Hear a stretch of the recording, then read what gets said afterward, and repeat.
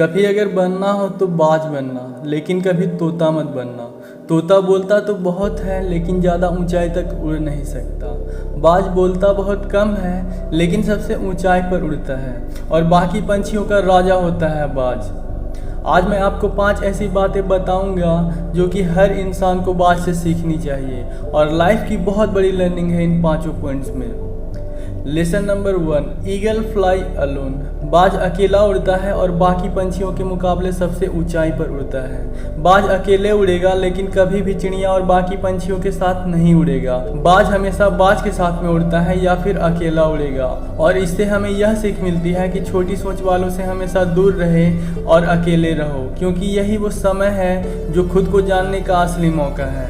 Lesson number 2, बाज का vision बहुत ज़्यादा क्लियर होता है और बहुत ज़्यादा स्ट्रोंग होता है। बाज अपने शिकार को 5 किलोमीटर दूर से ही देख लेता है और जब उसे एक बार अपना लक्ष्य दिख जाता है तो उसके बाद में रास्ते में चाहे कितनी भी मुश्किलें आएँ वो अपने लक्ष्य को हासिल करके ही दम लेता है। इससे भी एक बहुत बड़ी सीख मिलती है कि अपना विजन क्लियर रखो और उसे हासिल करने में कितनी भी मुश्किलें क्यों ना आए, पीछे मत हटो उस बाज की तरह। लेसन नंबर 3, बाज कभी भी मरे हुए जानवरों को नहीं खाता, वो हमेशा जिंदा शिकार करता है। और उससे हमें यह सीख मिलती है कि जो हमारा पास्ट है वो मर चुका है, तो अपने उन मरे हुए सड़े हुए थॉट्स पर ध्यान मत दो और अपने आने वाली ताज़ी फ्रेश ज़िंदगी पर ध्यान लगाओ। अपने पास्ट की पुरानी यादें जो तुम्हें तंग करती है उन्हें वहीं रहने दो जहां पर उसकी जगह है, और तुम्हारी पास्ट की जगह है तुम्हारे पास्ट में, उसे वर्तमान में जगह मत दो। क्योंकि एक बार अगर तुम्हारा पास्ट तुम्हारे प्रेजेंट में आ गया, तुम्हारा पास्ट जो है वो तुम्हें कभी प्रेजेंट में नहीं रहने देगा। पास्ट में तुम्हारे साथ कितना भी बुरा क्यों ना हुआ हो, वो सब यादें, वो सब थॉट्स मर चुके हैं। और उस बाज की तरह बनो जो कि कभी भी मरी हुई चीज़ों को नहीं खाता।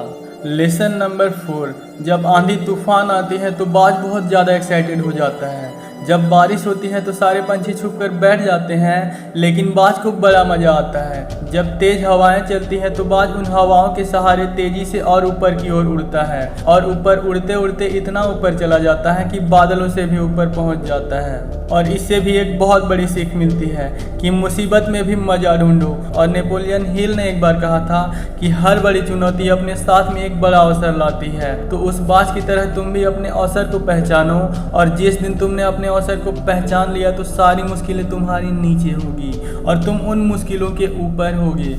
लेसन नंबर 5, बाज अपने घोंसलों में से सॉफ्ट घास को निकाल देता है ताकि बाज का जो बच्चा है वो कंफर्टेबल ना हो सके, क्योंकि अगर वो घोंसले में ही कंफर्टेबल हो गया तो वो वहीं रहना पसंद करेगा। लेकिन बाज ऐसा होने ही नहीं देता। बाज एक पंछी है और उसे भी ये बात पता है कि there is no growth in comfort zone.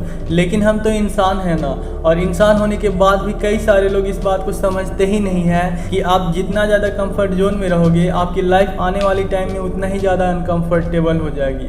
And always remember, 16 to 25 is the not age to fall in love. It is the age to work hard on your dreams, because this age is never going to come back again. So ignore the distractions and be focused on your dreams.